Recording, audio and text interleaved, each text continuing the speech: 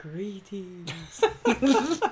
Welcome to this is the Halloween episode. Tuesday evening shenanigans. It's time to talk about the year 2018. I know it's not quite over yet. This is our I wrote our favorite games of 2018 so far. There you go, peeps. So hello, chat peoples. We always do this towards the end of the year, but a lot of the good games don't make it to the United States until in the following year. So there's several games we have not played, but we did play a lot of games. We did play a lot of 2018 games, and there's a pile of them on our shelf of shame. In fact, there's one of them right under here, right below this. Oh yes, that's set up to be played. That we're going to play, and we'll definitely be on this list, I have a feeling, when we do this list again. Ooh, but we had enough games on, at least I did, I had enough games on my list where I had to really, oh yeah, it was tough to get it down to 10. Me too, and I wanted to do like half again as many honorable mentions. That was kind of I got rough. 20 games that could have made the list. Easy. Me too. Easy. And yep.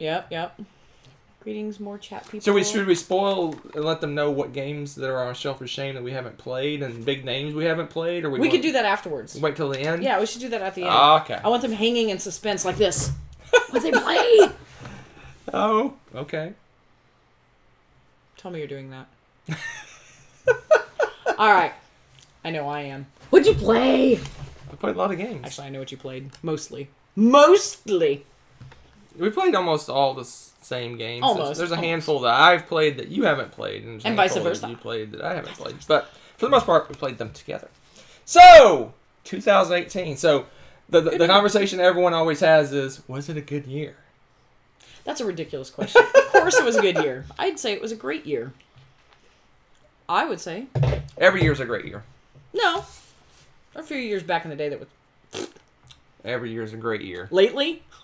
Yeah. It's a great year to be alive. It's a great year for gaming. 2018 was an amazing year. Because there is 10 amazing games on my list. And there's 7 amazing games on our Shelf of Shame. And then there's probably another... Are there that many 2000? Oh my probably gosh, another 10 games I really want to play. So, I think it's a pretty good year. That's a pretty good year. Although, there's one year that I'm worried about. It's the year of Zachy getting no sleep. That's what I think. I've seen more of Zachy on the chat than ever. Zachy. I'm trying to think of a... Every year is awesome. Yes, Tommy. Trying to think of a... no sleep till Helsinki. I don't know what city would be over where Zachy, near Zachy. Zachy, help him with his geography, please, please. Okay. Anyway. So I guess we'll just jump right in. Well, yeah. Without further to do. The definitive so far list of 2018. Adieu. Thank you, Zachy.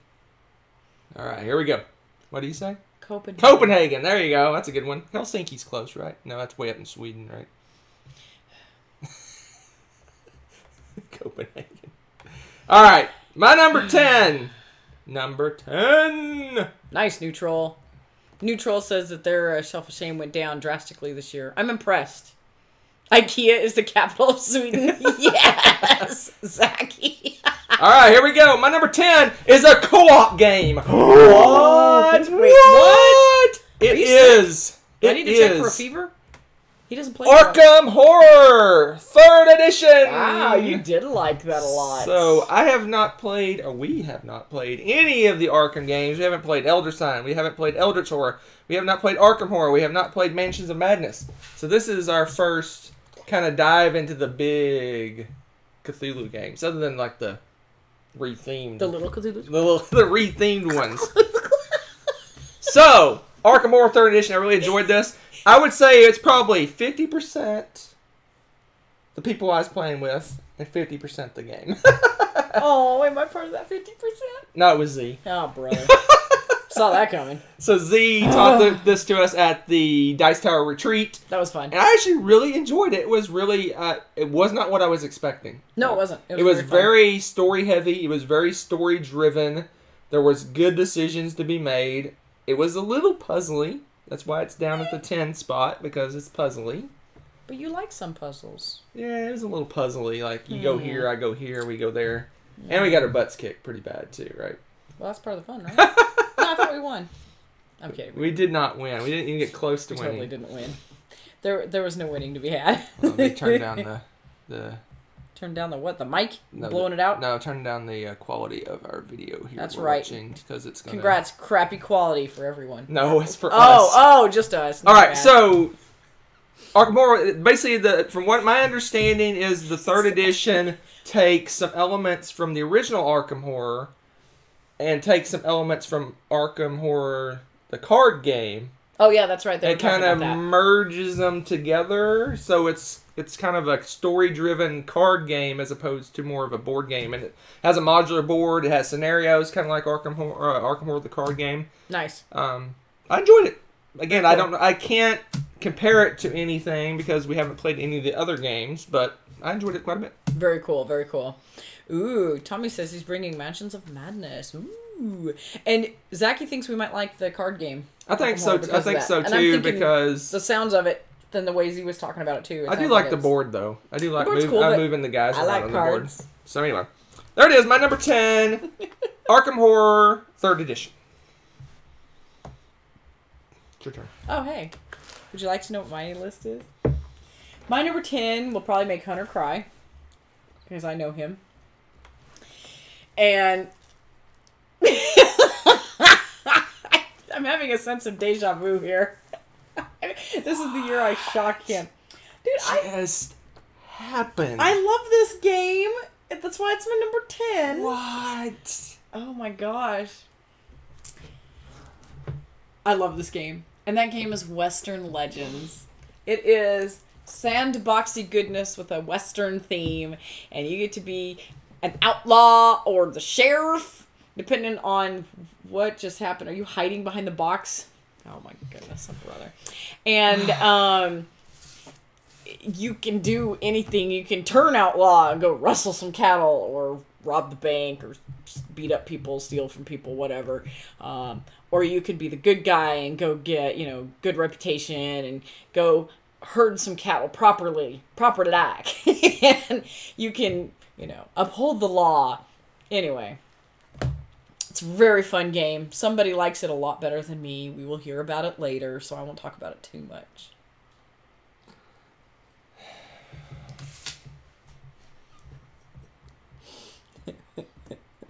My number 9 is another co-op game.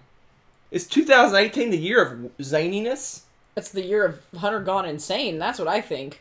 And that is Pandemic Fall of Rome. I'm excited. I have not played this yet. So tell us about the game that is on our shelf of opportunity. It's right there. Oh. Pandemic Fall of Rome. Anyway, so I got to play this at PAX Unplugged with... Who was it? Z, Derek, and... Who was the 4th person? I don't know. Who'd you play with? Z, Derek, and... Did you play with Eric? No. I don't remember who the third... Well, sorry to whoever the 4th person was. Anyway, so I played this at PAX Unplugged. They had it out, I had it out on the Hot Games area, the Hot Releases. What they call it, First Look is what they call it at PAX Unplugged. I played this. I really enjoyed it. It feels like Pandemic, but it's very different because you're going around the board. You're obviously trying to cure the thing, but basically it's barbarian tribes that are all over the board, and they're all marching towards Rome to try to destroy Rome. And you go around, you collect legionnaires, and you take these legionnaire guys around with you, and you attack all the barbarians, the little cubes, and you actually roll dice. Pandemic with dice. That's not Pandemic the Cure. Really enjoyed this one. I liked it quite a bit. We were like this close to winning. It was right on. We played the normal level. Z doesn't believe playing the easy level, so we played on the normal level. We just missed winning the game, and I just really liked it because it was really it felt like Pandemic, but it felt different. Interesting. Dice rolling, dice combat. So, crazy. Greatness. I liked it a lot. It was it's my favorite It's got Romans. non-legacy pandemic game. That's pretty beautiful. So there you go. Thing. It's a beautiful thing. Zachy wants to know, who are you and what have you done with Hunter? Because now you're at number 9, and the only thing we have heard about was co-op games, and I believe this was not a co-op list. This isn't the list of top 10 co-op games, so I have to agree. Do I need to do some, like, those questions that only the real Hunter would know kind of thing? Because I'm starting to worry myself. An alien. Oh, don't worry. The tides are turning. That's a pandemic joke. Oh, man. That's a pandemic joke. That's hilarious. All right, what's your number 9? Right. This should be an edition where they offer Pandemic Fall of Rome in Latin. That's not a bad idea. You could if not, I may you have could to paste it rethink up. that. You could paste it up. That'd be pretty cool. All right, what you got? My number 9 is Century Eastern Wonders. We got the joy of getting to play this on the BGG cruise, and what was really fun, I didn't realize this until you told me about it. We've played it since, too. Well, we've played it since, too, but that's where we first got to play it. And it was really cool because I didn't realize that you could combine the games. So we played, like, Crazy Mega Game. Yeah, we played Eastern Wonders by itself, and then we mushed it with Spice Road. And that is so cool. I absolutely love that game on both levels. I really enjoyed playing it by itself, and I enjoyed playing it with. I thought that was really cool. I want to play it again. In fact, I'm shocked. I guess because we just have so much going on, and then so many new games that we haven't gotten to revisit it yet. I really want to revisit it again because I really enjoyed it. So, if you haven't had a chance to play with it yet, you need to give it a shot. Try it out. I think it's a step up from Spice Road. I do too. I absolutely prefer love the it. combined game. The combined is awesome, absolutely awesome. I wasn't sure if I was gonna like that. I was like, isn't it the same? No. Mm-mm. The combined game combined might make my list, but you can't really consider that. I don't know if you consider that a game. I don't know. Because the game by itself, it did not make my list. Really? Really? But the combined game might. The combined game might.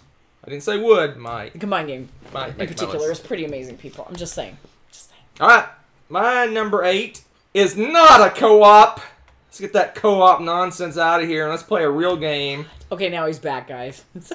Let's play some Feld with Carpe Diem. Wow. Carpe Diem. Fish Day? Carpe Diem. Carpe Diem.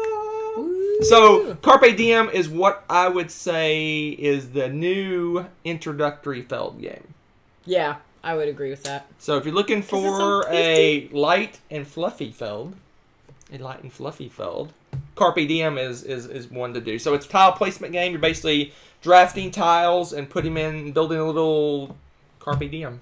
Seize the fish. You're basically building a little, what do they call it, a city? I don't know what they call it, territory? A dam? I don't know what it is. You're seizing Anyway, so you're drafting tiles and you're building a little city type thing, but you're building, the tiles have to go together Carcassonne style, where the sides have to match up properly, and you're building little areas, and when you complete an area, like in Carcassonne, you build like a little castle or whatever it is, city thing, you get a benefit. The same way in this game, there's all kinds of different buildings you can make, but when you complete them, you get a benefit, and basically it's kind of an engine building, resource management type game. And it's tile placement, which is awesome! So, it's just a nice, light, fluffy Feld game. Absolutely. And yes, best cover ever. You're right. If it doesn't have a boring, strange cover on it, it must not be a good game. Right here, sign of a good game. Solid. You blowing it up? Blowing it up? Yes. Trying to. That's right. More genericus. Oh, yeah. There we go. Look at that. Nothing says excitement like some people at the market buying fish. Carpe. Hey, Piscum. you got some spices for me? You are so spicy. Oh. Man, oh man. It's crazy up in here. Yes. Oh, Concordia, yes. I know. They're fighting for the best cover, I'm thinking. They're fighting it out. So, I will say this, though. It's tough. if you're looking for a meaty feld game, this is not the one you want. This Nope. is not. But if you're looking for a lighter feld... I mean, this is like La Isla. Yes, La Isla Light. It's like very, very, very light felt game. Maybe the lightest. It might be the lightest felt. Close to the lightest felt game. Yeah, I'd have to play it again to be certain about that. I mean, Arena is lighter, obviously, but... Oh, yeah, that's true. I keep forgetting about its Arena. board games is probably the lightest one. Yep. Anyway, what you got? What are you laughing about? Oh, chat. Every once in a while I glance over and it's just gold. Oh, to make them all big and cover me up. Ha, Tommy, you're so funny. That was good. All right, my number 8 will make Hunter fall out of his chair again, I'm sure. Oh my gosh, you're breaking my heart. But I don't like games the same way you do, mister. For me, this type of game... Stop doing that. People are going to smack you. Number 8 for me is Lords of Hellas. Now, I don't typically like the dudes on a map area control fight game. Fighting games, I don't typically like them. They're thrash games. And this has a lot of thrashing. But let me tell you, this game is awesome. Okay, not just because it's got Greeky goodness and it's got sci-fi mixed together. That's pretty cool. It's got this, like, blood rage feel to it. The game goes pretty quickly. It's like an hour and a half, maybe? Ish. Depends on the number of players. If you have new players and stuff, too, now it's going to slow down. We played with two new players, and it took teach and play was 2 hours. Yeah. So that's not too shabby. And that's with... And it went long. It was longer than we were really... Well, we were ganging up on people that would hit the lead. Yeah. A lot. So there was, like, this very slow burn on it. But it just... Once you figure out how the turns work, it's really easy because you have this, this, and this you can do. Boom. You do it, your you're board done. tells you exactly Your board tells you exactly what you need to do. And you've got some goals. And movement, combat's really easy. All of it is really simple. So every time you go to do a battle, it's not like, okay, everybody, let's stop what we're doing. Okay, get all the stuff out. Let's do the battle. It's not like that. It's very streamlined. It's pretty quick and easy. If you have cards, you play them. If you're not, it's like, boom, boom, boom, you're done. Sort everything out. People die, people live. It's exciting. And there's like... Some people live, some people die. Some people are happy, some people are sad. That's also how Hunter says every book ends. That's how every book ends. Every book some ends. people live, some people die, some people are happy, some people are sad. That's every book. Yes, exactly. And it's pretty amazing. The minis are fun. They're ridiculously over the top, especially when you're doing the god statues, because they're like this big and the people are like this big. It's crazy. You need priests sit inside the statues? Yeah, exactly. Oh, yes, and the priests sit inside the statues, which is so funny because... especially sounds like an amazing game. It is. It's my number 8, in fact. I could talk about it much longer, but I know someone else will bring it up later. I'm not going to bring this game up. You're not? You just... Here's my number 7! Lords of Hellas? No. My number 7! I like this. I played this at the Dice Tower Retreat. What? With one Jason Levine. Oh, geez. Here we go. go. The gaming machine. He is. Raccoon Tycoon! Yeehaw! This game is fun. I really enjoyed this game. This game, if I was going to make a light game... He'd be a raccoon. For me, this would be the game. It's perfect. That's true. That's so you. It's got a start market. It's got my favorite stock market-ish mechanism where you have resources, and as you acquire more and more resources, the price goes up and up and up and up. But when you sell, the price tanks. So there's a pressure luck around the table of who's going to sell when, and how far can you push the price up before you sell. And then you got set collection with railroads and the cute little animal figures for railroads. You have the top cat, top dog, fat cat, and Raccoon Tycoon. You have all these different railroads and a set collection on those. And that's a bidding, open kind of a bidding thing where you go around the table bid on those. Oh my gosh, so and then there's cities you can acquire. I guess get the rights to. That you just pay resources. That's why you get the resources for. You pay for those cities, and you have kind of a set collection with those. Those ramp up in victory points as you go along, and each railroad you pair with a city is worth victory points. So and then there's all these buildings you can build to give you superpowers. Awesome game, but sounds a lot heavier than it is. I taught this game in like 5 minutes. Yeah, it was really light. You can teach this game in about 5 minutes. It's totally super easy game. But I love that the whole game is built around that that resource, the price going up and down of the resources. And I love games. It's got all the nerdiness to it, and then it's got this really crazy cool art with these animals that are way over the top, serious looking and ridiculous. It's like perfect. Yeah, they're all dressed up in like petticoats and top hats and stuff. I'm buying a railroad. Like this 1890s dress stuff. Oh, it's magnificent. Really cool game. It sounds heavier than it is. It is a really light game. It is really crazy light, actually, and it's a lot of fun because you can just see as people are accumulating certain resources. You're like, oh, they're gonna sell it before I get what I need. They're gonna sell it and they're gonna drop the price. You can just see things like maneuvering, and it's a lot of fun. It's a lot of fun. So people are asking in the chat. It's not available yet. It's on pre-order right now. Is it? You can't get it yet. Oh man, someday. It's Tom's copy that was in the library. Oh, was that so what it it's was? his preview or review copy or whatever. Oh, it will be his. Someday. I think it came out in Essen. I want to say it came out in Essen, which means it's gonna be forever before we get it. Oh well, but I love it. It's awesome. I mean, it is insta buy when it comes out because I really like it. This is the type of game where someone says, "Hey, what do you want? What do you want to play for an hour?" Boom, Raccoon. That's the game. There you go. It's gonna be his go-to.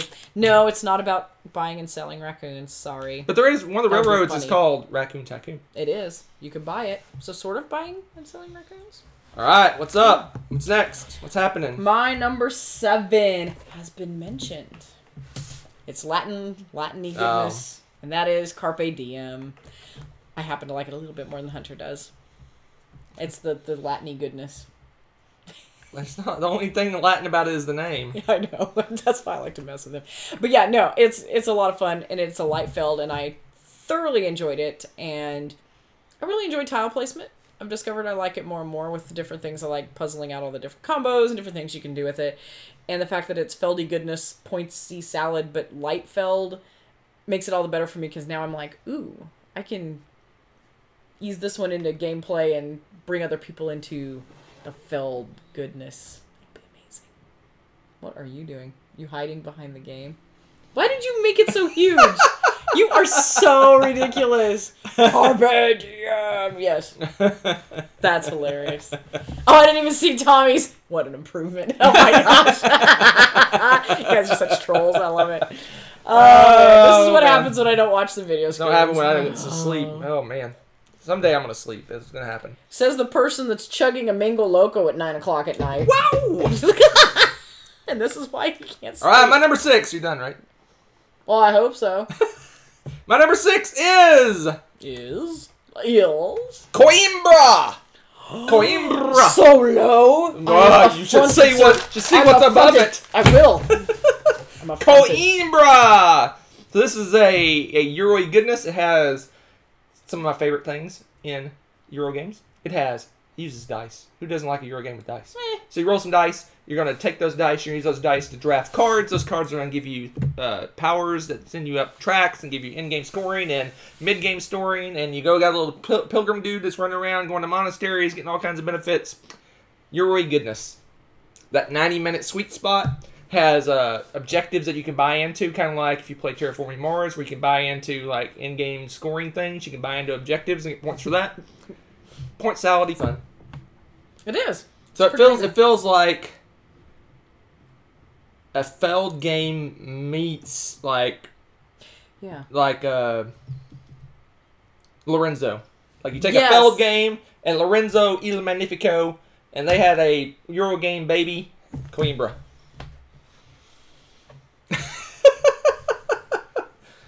This is a good one. I like this one a lot. I mean, this tells you how solid the games we played when this hits the middle of the list, because I love this game. Oh my gosh, yeah. It was my game of the month 1 month. Mm-hmm. It was our game of the month 1 month. Yeah.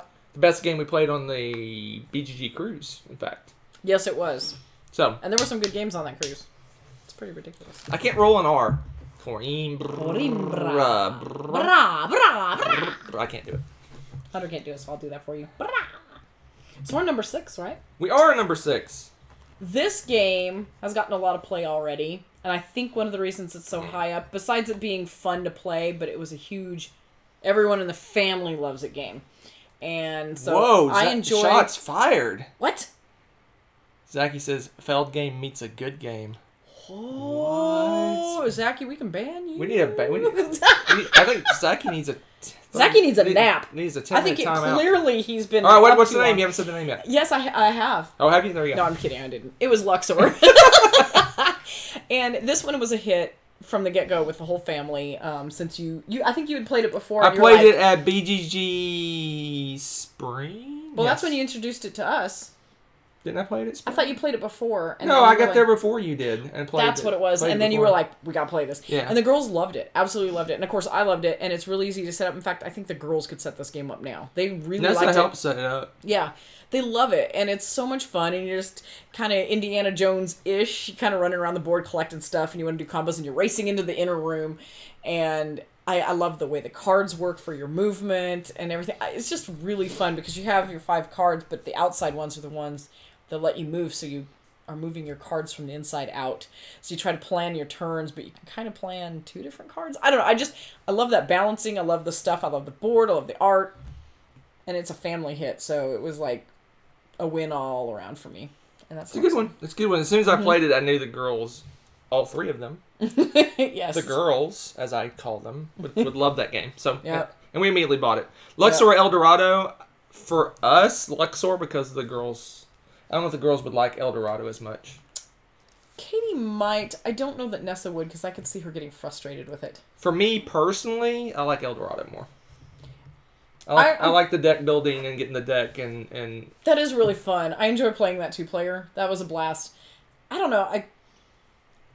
Yeah, that's tough. That's really tough for me. I like deck building with something else going on, and that game has it. It does. It's a very light version of a deck builder with something. That's true. The deck influences the board. That's true. Whereas Luxor's just, it's almost roll and move. Roll and move. That's true.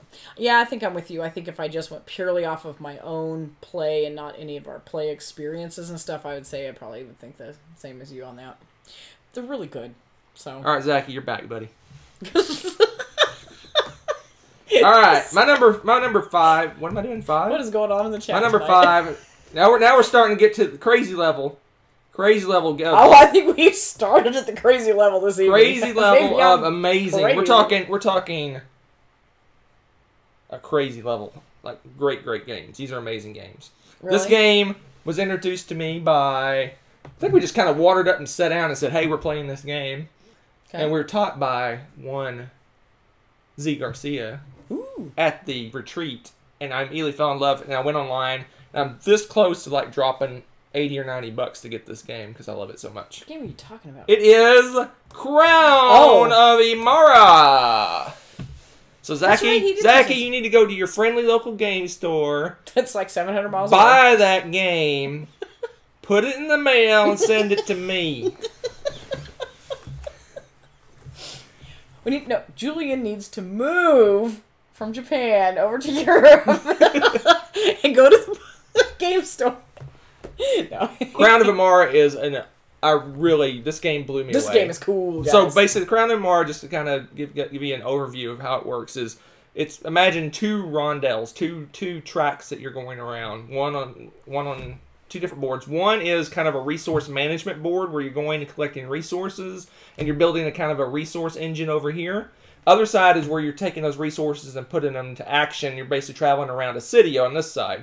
So on this side, you're getting resources, but what's cool about it is you can drop workers there, kind of assistants. They're not your main worker. You have 2 main guys going around the board, but you can drop assistants. And as you do that, your engine gets more powerful, so when you go to the spot later on and you have workers there, you get even more resources. So you're building this resource engine over here, and then you're spending them on this side. And there's all sorts of different ways to score on this side. You can turn in books and get victory points, kind of a set collection. You can collect resources to build, get you titles. So you can buy titles. You start like as a baron, and then you move up to like a count, and then duke and prince, and all these ranks. So you go up these ranks on here. It's kind of a point salad thing on this side, but what's really cool about it, and the reason I lost the game, is because you have kind of almost, you ever played Heaven and Ale, but I don't know if that's a good example because I don't know how many people played that, but you have two scoring things. You have your victory points going around a track, but you also have housing that you're going around the track. So you're building your population. So your victory points is your population, but you have to house those people. So whichever one is the lowest on that track is your score. So you kind of got to get them to work together and score them as efficiently as you can. And what I did is I scored a ton of victory points. I was way out ahead in victory points, but I couldn't get my housing up enough to get enough points to win. Yep. Awesome game. If you like Euro games, I mean, I just kind of scratched the surface of what's going on in this game. It's got a lot going on in it. Yes, it does have crowns in it, too. All of the barony and the duke and all those different things have a crown on the card, so you slide the card over above your character's head, so he's wearing the crown. It's so nerdy. I love it. So yes. So the cover doesn't really do its service or the name, but it is a solid. I mean, I want this game.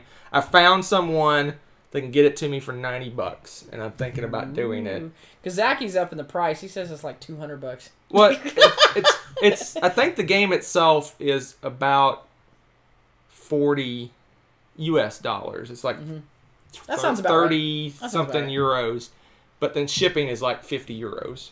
And I've got someone That's that. the thing, But the thing is, this. we don't pay, since it's going to the US. We don't pay VAT. I'm going all accounting on you here, but in Europe they have VAT, which is a high tax. It's basically a sales tax, but it's like usually 18, 19, 20%. Okay. But if it's shipping to the US, they take that off, so that cut down the price to a reasonable level. But then you got $50 of shipping on top of that. So I don't know if I want. Just wait. Oh my goodness. It's gonna be like a whole year before. But that's a whole other board game, as you like to say.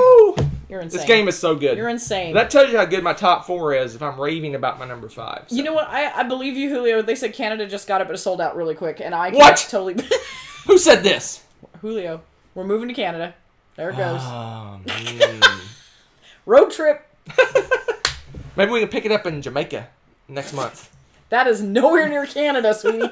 Maybe they'll have it in Saki, send Jamaica. him some geography What's your maps. number 5? It's not as cool as my number 5. Oh, lies. My number 5 is pretty darn cool, but you haven't played it, so you have no idea. And It's pretty darn Azul. Fire my IT guy. I got to play the latest installment of Azul, and it is a pretty, pretty game. And at first, I was kind of, all right, it's another Azul. It's reformatted or whatever. No, it's not. I want both games now. Woo-hoo-hoo. It is so cool. I like the way, basically your turn, you have the same little coasters around the circle, and you're still pulling tiles the same exact way as Azul. But what you're doing with it is different. The board has these thin strips on it when they have the patterns on that you have to fulfill.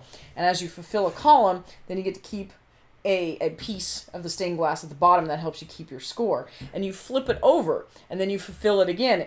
And what's cool, though, is they fire off. So if you start... they fire off to the right. So if you score this one, it will score all the other pieces that you've fulfilled to the right again. So ideally, you want to fulfill your columns from left to right, because then you'll maximize your scoring, because you're going to score this one and then this one and then the ones before it. So you can get some crazy cranked up scores. It's really cool. I love the way it works. The other thing that's weird, and it took me a little bit to get used to it, is instead of paying for your broken tiles every single round, it stacks, and it just keeps growing and growing and growing until you get to, like, critical mass, shall we say, on their little section. And then all of a sudden, you just blam, you take this huge chunk off of your score and start over. It is insane. Seems like a table flipping moment. It could be. But oddly enough, because almost everyone, I was really paranoid about mine, so I never really hit very many broken tiles at all. I was really paranoid about it. But even... so, I didn't win, and I can't think of his name all of a sudden, who was playing with me, Miles. Miles was playing. He was breaking tiles left and right. I mean, and you max out at like 18 or something. He broke the 18 tiles, and he went like half again down the thing. He still destroyed me. It was ridiculous. So, the broken tiles thing, you can manage it. It's amazing. It's all about getting those combos and then firing off your columns in order so that you keep getting that rescore. It's really cool. I really like the way it worked. It's like a gamier version of Azul. So if you really liked playing Azul, now you get to take this and like soup it up a little bit. And so it's like if you introduce Azul to people, and then you're like, and now here's Gamer Azul. You know, I didn't love play it. this because she wouldn't let me play with her. Oh my gosh, you were playing War of the Ring, so you just hush. I got to play like 10 games while you were playing that. All right, it just gets crazier. Sintra is a place, I believe, and I think it's famous for its stained glass specifically. There's cathedrals. I think it's a cathedral glass or something. Sintra is a... where is that? It's in Europe. Sintra. I don't know. I'll look it up sometime. Oh, Hunter's going to look it up for you. Portugal! I'm pretty sure. I think I looked it up at one point. Yeah, Sintra is in Portugal. And I believe it is elaborate tile work, blah, blah, blah, blah, blah. The Sintra... Oh, okay, Sintra Mountains. It's a resort town. Hey, look at that. Stained glass collection. Parc... Is it Parc? That looks French to me. Parc de Sintra? I just totally mixed French and Spanish or something. All right. Anyway, very cool. All right. Here comes the craziness. I want to play Sintra in Sintra now. Let's go crazy with Brass Birmingham. Woo! So, this is sort of a combo number. It's really Brass Lancashire and Brass Birmingham, but Brass Lancashire is technically a redoing of the original Brass that came out in 2007. So you're being a cheater McCheaterson. So no, I'm playing the new. I'm talking about the new game that came out in 2018, Brass Birmingham. Now with whiskey. I thought it was beer. It is beer. Hunter kicked it up a notch. I don't like beer, so it's whiskey. This was my 11. That was fun. It really was, though. So anyway, Brass Birmingham, it's I had it on my short list. It's just a really solid, I guess, hand management game. So you're drawing cards and use those cards. You play the cards to build buildings on the board, and you're basically having to do tracks, and you're connecting, and you're building this big network of trains or canals and buildings, and then you're shipping off stuff for victory points and all sorts of greatness. Really solid game. I like the fact that it's kind of in two halves. So the first half you're using canals. It's a canal era, so you're building up canals and connecting all your cities, and then boom, all your canals are gone. You start all over again. Now you're building rails all over the place. And Brass Birmingham is a little more cutthroat, I think, than yeah, or Lancashire, because the lay of the map was you use the beer to basically do your I guess what they call exporting. You have to do your bidding. Do your bidding. But if you have your beer and your little network, and you're going to use those to do your exporting, and someone connects up to you, and boom, they take your beer and they can use it to export their stuff with it. So, I don't know that that's something mean though, because then your building flips when you fulfill everything, and you're like, either way, it's a win-win. I don't know. I don't feel like that's. I don't know. Anyway. Yeah, but you can't. But if you use all your beer up, then you're not gonna be able to export. I mean, so I make more beer. I'm cool. I like this game. It's solid. I like how it's on your turn. All you're doing is playing a couple cards, and you're taking actions based on what cards you play. It's pretty straightforward.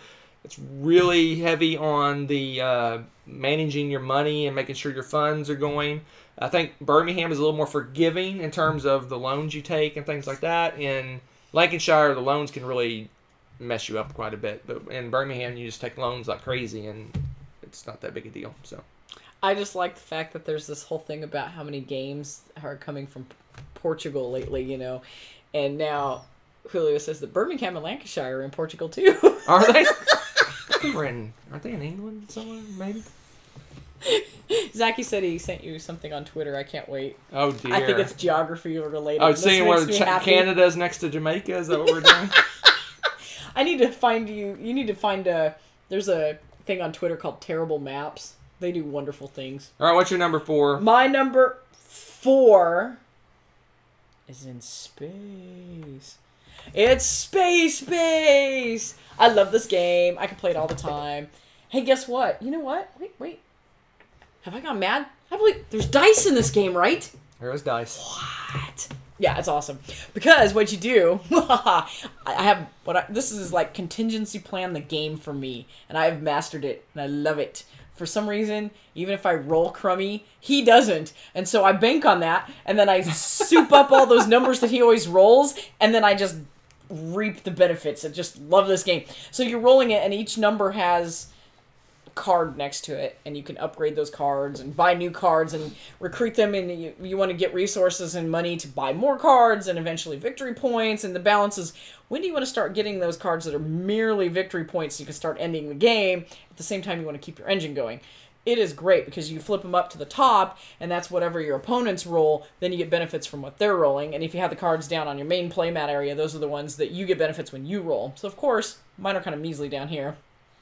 The stuff up top, oh yeah, that's where the party is. Because I stack that because I don't roll well. I always roll the same like two stupid crappy numbers, and so I have to like where the party. It is. This kills Machikoro. Machikoro is gone. Big time. It's actually, I think I gave it to you to take to school. I did. I took it to school. I was like, get this out of my house. I took it to school. Machikoro, you're dead. Because Machikoro depends on certain timing and certain things to happen to be able to upgrade, and there's some things that can kind of break that game.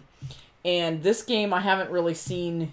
And you can combo off of the different cards, whereas Machikuro's doesn't do that as much. You can't do that. Can you even do it at all in Machikoro? I don't remember. Not like this. I'm frightened about the game. It's just I purged it from my mind. Oh, Machikuro's gone. Oh my goodness. But yeah, it's got a space theme too. Sorry, I love Machikoro. I do like Machikoro. You know I do.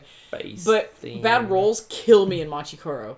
They can't kill me in Space Base. They can. No, they can't. That's your real bad rolls give you really good stuff. Yeah. You've seen it happen. Sevens are bad rolls in. Yes, because I pad all the Space. weird rolls that I get. Oh man, I love this game. I can figure it out. It's glorious. So if you're terrible at dice, try Space Base because you can work around it. It's glorious. I think that's why it's so high up. It makes me feel good about dice. I don't want to melt all our dice down and reform them into something else. It's thing. It's true. Let's crank it up to 11.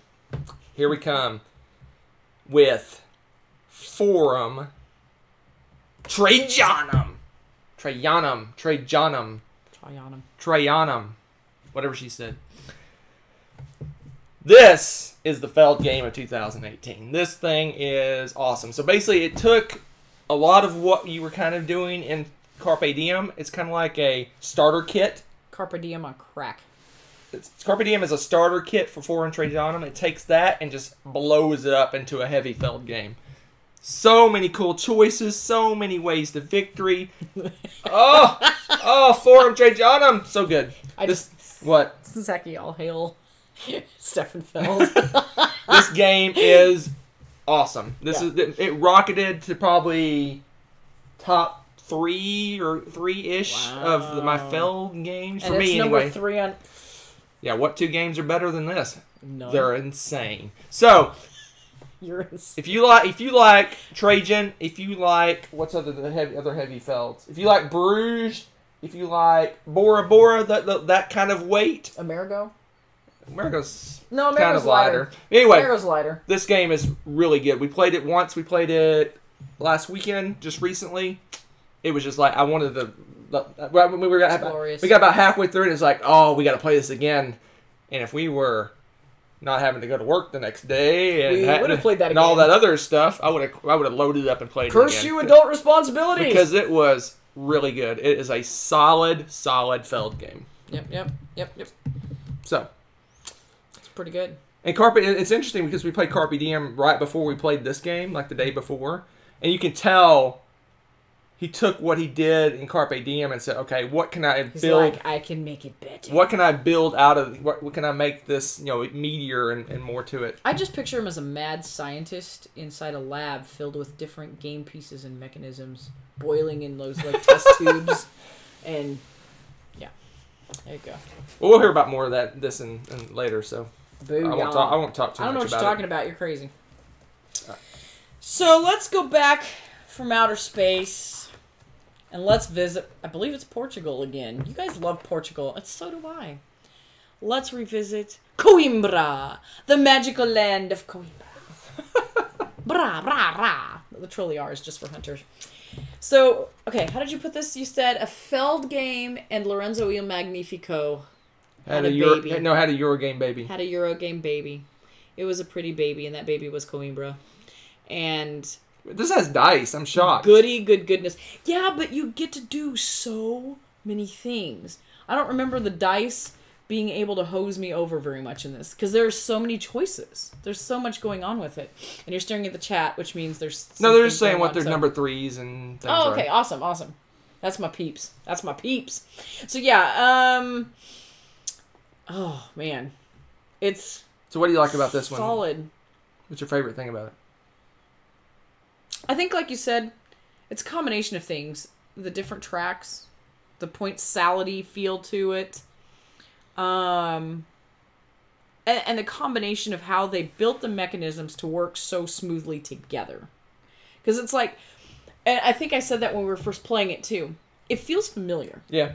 You're like, this is Euro Typicus or whatever you call it, you right? look at Euro in a dictionary like, and there's a picture of this like, game. Yeah, but it's not. I mean, there's something, it feels it's got similar, pieces, but it's got pieces of different Euros in it that you've played and you're familiar with and you love those things, but it took all the best parts and made something new with it. And I think that's why I like it so much, and it's pretty. It's just well made, well thought out. This is what I would picture as my go-to, like, here is a Euro game. Boom. Yeah, now that I think about it, I'm thinking you're saying that it reminds me, because like the Pilgrim reminds me of Orleans, where you're going around and collecting the resources. Yeah. And then all the game, it has the tracks that a lot of games have, different tracks, like the Gaia Project and Terra Mystica has the tracks, and then you got the card drafting with dice, which other games have done, like Lorenzo. A lot of people compare it to Lorenzo. You have the card drafting with dice. You got that same just feel, a nice, but comfortable it's all put mixture together. of those. Yeah, it's really well done. It's a solid game, and I actually toyed with putting this higher on my list if that tells you how much I really like it. So it's pretty good. And I saw Hector. Let's see. Hector said he doesn't like any Feld games. What if I don't like Carpe Diem, Bruges, and Bora Bora? Try La Isla, and if not, get out. No, just kidding. I'm totally kidding. So let's leave the land of the Euro behind. Let's firmly travel the world of Emara Thrash or is it more Greco Thrash? Greco-Roman Thrash? It's not really Roman. It's very Greek. Lords of Hellas. Oh, this game. Love this game so much. So tell us about this game you like. This game is awesome. So this is a dudes on the map game. It's like she said earlier. It reminds me a lot of Blood Rage because it has deterministic really combat with you. Basically, you take the number of dudes you have fighting, whatever modifiers you have. You play some combat cards, and boom, the fight's over. I love combats where it's not you roll some dice, kill a couple things, you roll some more dice, kill a couple things, you roll some more dice. This is boom, one thing, combat's over, let's move on. Unless you have some card that lets it go another round or some weirdness. But love it. Dudes on the map, 4 different ways to win. 4 very, very different ways to win. You can control the map. You can build a monument and defend that monument. You can kill a bunch of monsters. Or you can control a bunch of temples across the board. Area control. 2 different area control ways. Oh, this game's so awesome. We played it at the Dice Tower Retreat. Taught 2 brand new people how to play. We knocked this out in about 2 hours total. It was a race to the finish. Rebecca was like in control of the game most of the game. It was ridiculous, and then they all ganged up on me. She was trying to control 2 areas and win that way. She had the troops to do it, but every time she got close, one of us would go and block her and block her and block her. Secretly, I was building up down at the bottom. You weren't so secret, but I couldn't do anything about it. I was secretly building up down at the bottom, and they kept blocking her and blocking her and blocking her. And I'm like, boom! I did a double attack. I used my special attack and my regular attack to take over 2 territories at the same time in 2 different places, and won the game. Isn't Hellas like just northeast of Lisbon, Portugal? I think it's more towards the down towards the bottom. I don't know where that area is. I don't know anything about Portugal. The one that's like near what's the cross in Africa, Morocco, wherever it is. I don't know. Good Lord. It's like the cross from the city across from I don't know.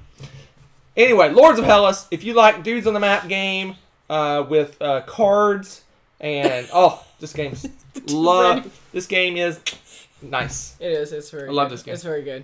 Love this game. And Tommy, you already gave us the Hellas awesome joke like last time. Which one is it? Boo. He said, "Is it Hellas awesome?" It is Hellas awesome. Oh my gosh! The old joke. Lords of Hellas. You have to say it that way. Lords of Hellas. I like that. That's pretty good.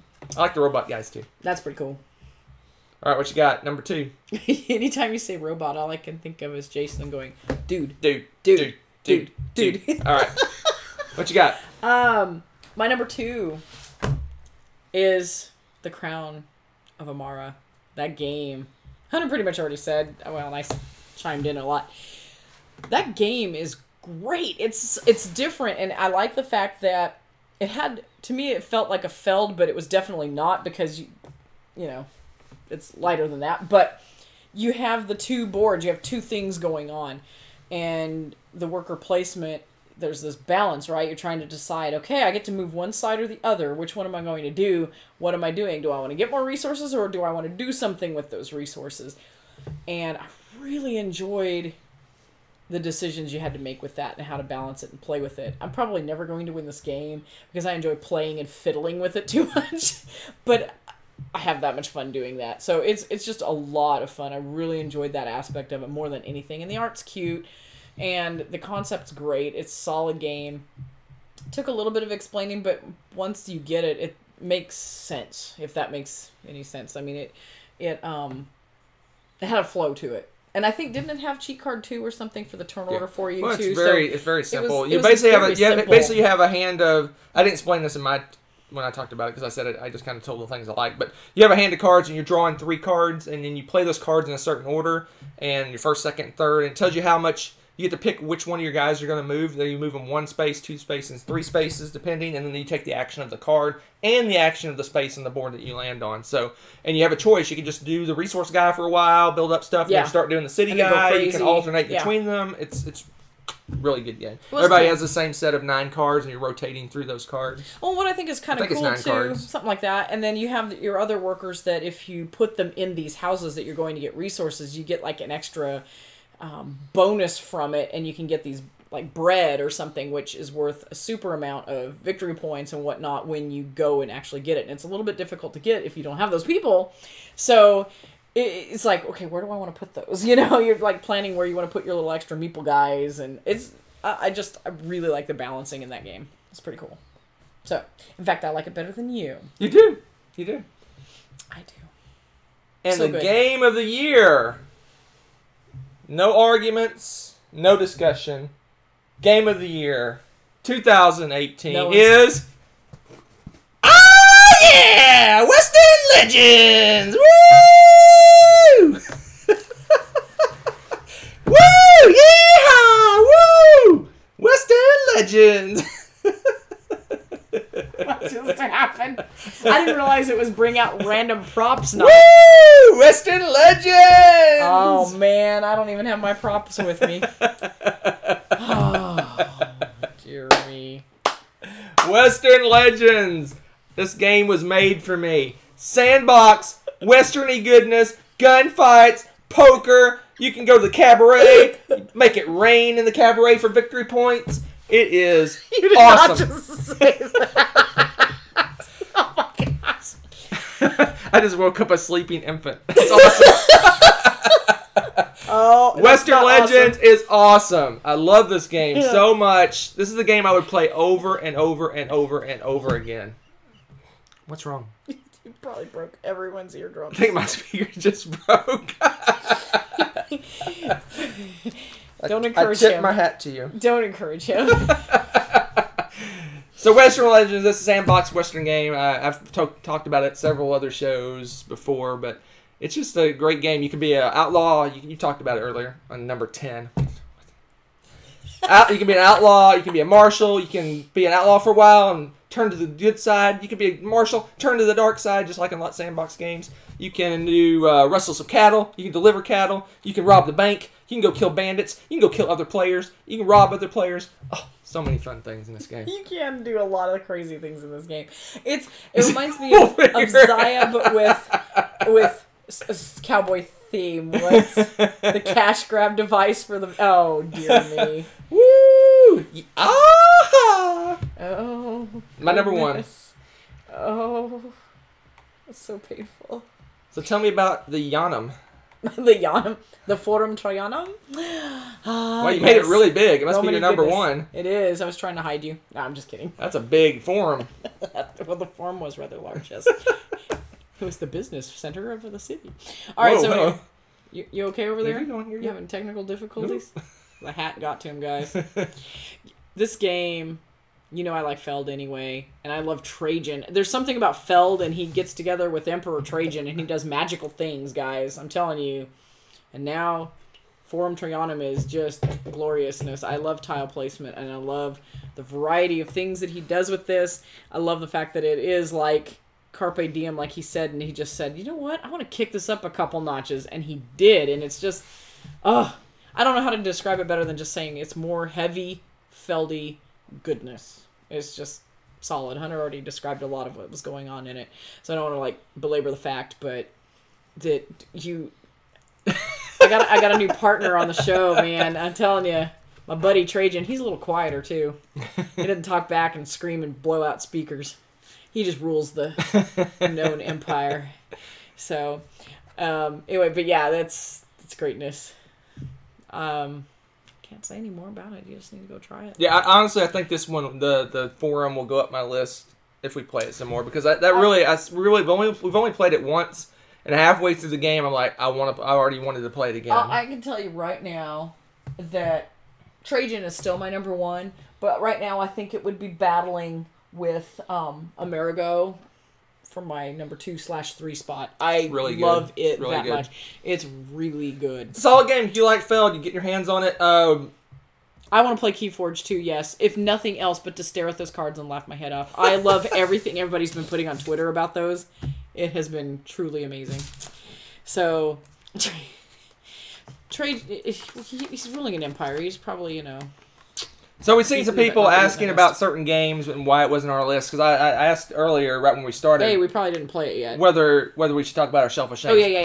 So here's our shelf of shame games that I know would have a potential to make my list. Oh, totally. And here they are: Okay. Rising Sun. Oh, totally. Teotihuacan. Okay. Architects of the West Kingdom. Totally. House of Danger. Totally. Luxor Island. Oh, yes. This one probably wouldn't make my list, but I still want to play it. Ice Cool 2. Oh, yes. And Good Critters. Yes. Okay. I could see the Rising Sun, Teotihuacan, and Architects potentially making my list. Yep. When we do it next year. I have some honorable mentions right now too that I would like to mention that we didn't quite make my list, but were 2018 games that really loved. Stuffed Fables. Hardback. Reef. Gingerbread House. If you haven't played that, it's so cute. Arkham Horror, you mentioned it in your list though. Fireball Island. Oh, I'm surprised I didn't make your list. It was right there. It's silly happy goodness. It is fantastic.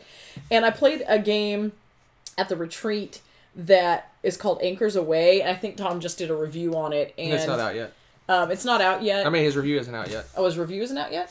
What was that we were watching then? That was his top 100. He said that he Okay, it's on his top 100. Okay. Yeah. I was like, he was talking about it. I wasn't paying attention. It, to me, I think I like it better. It's like Galaxy Trucker, but a piratey theme. And I think I like it better than Galaxy Trucker, actually, because it's a little bit lighter. And instead of like this, let's see what survives, it's got this negative, like, stressful vibe to it with Galaxy Trucker. This one's about collecting things, and if you get the right combos with things that you hurriedly, like, threw onto your pirate ship, you get resources, and those resources turn into coins and money that you win. So it's about a reward system instead of a punishing system. And I think that you could get kids into it. I think you could get more people into that game. And the art was really cute and stuff. I liked it a lot better, I think, than Galaxy Trucker. Because if you're not in the mood, Galaxy Trucker can tear you up. Because you're like, my ship, my baby, I just built this. And then, it all gets annihilated. And some people don't like that in a game. But you can play with the same kind of mechanisms and stuff in this and not destroy everything that you know and love. Right. So I thought it was a lot of fun. So there's that. Let's see. I said that. I think that's all of them. All my honorable mentions. That were my honorable. I've already been mentioned. But yeah. Here's some games I'm interested in playing, but I don't know if I'm going to jump right in and purchase. Okay. So Root. Oh yeah, that's another one I'm curious about. Everdell. Yes, definitely. You for Keyforge, but not me. Totally. I want to play Keyforge.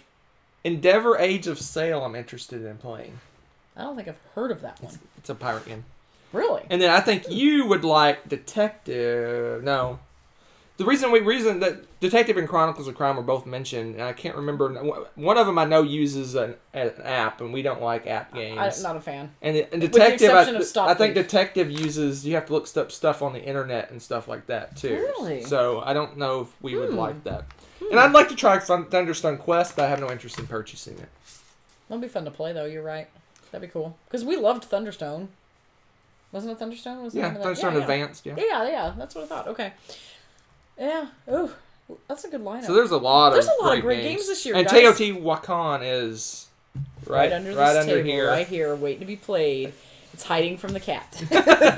Right under here, set up, ready to go. Yep. I just have to teach her how to play. Yes. Already read the rules and ready to go. The end of finals. Woo, woo. I think the girls might like Everdell. See, that sounds cool. That sounds cool.